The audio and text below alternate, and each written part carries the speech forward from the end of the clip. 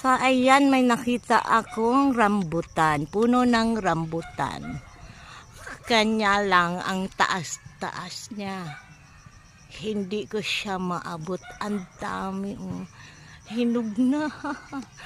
Ay, sino ba marunong umakyat dyan? Ayan oh. Oh, diba? Ang taas. Doon yun oh. Wala akong panungkit. Hindi ko siya ma-reach.